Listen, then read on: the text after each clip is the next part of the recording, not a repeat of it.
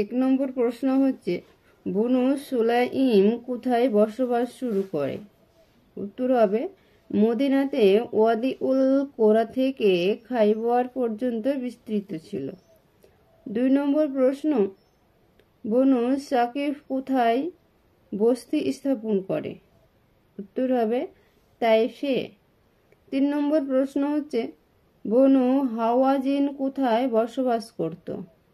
উত্তর হবে মক্কার পূর্ব দিকে ওয়াদিয়ে আওতাসে বসবাস করত। 4 নম্বর প্রশ্ন হচ্ছে বনু কিনানার লোকজন কোথায় বসবাস করেন?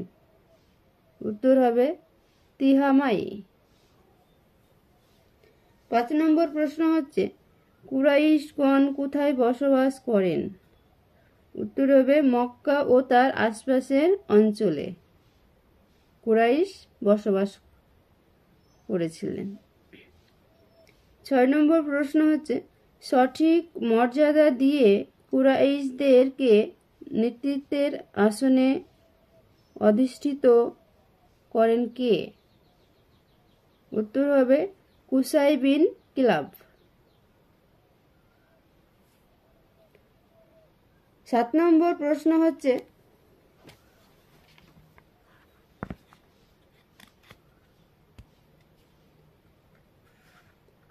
আরব উপদ্বীপে ইসলামের প্রাথমিক যুগে কয় ধরনের শাসন ব্যবস্থা প্রচলিত ছিল এবং কি কি?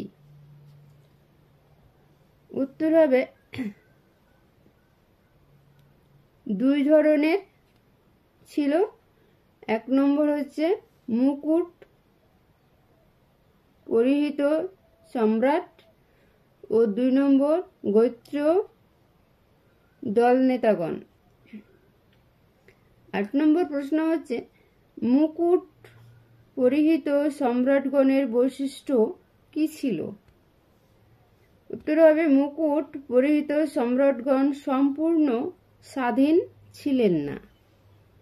9 নম্বর প্রশ্ন হচ্ছে কোথায় কোথায় মুকুট পরিহিত সম্রাট ছিল? উত্তর হবে ইয়েমেন গাসসান বংশের বাদশাহ, সিরিয়াতে এবং ইরাকের হিরার বাদশাহ। অন্যত্র ছিল গোত্রীয় শাসন।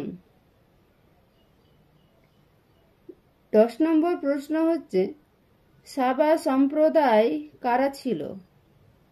উত্তর হবে আরবে আরিবার যে সকল ইয়েমেনি সম্প্রদায় ছিল তারা সবাই সাবা নামে পরিচিত ছিলেন। আজ এই পর্যন্ত, আবার পরের ভিডিওতে আলোচনা করব।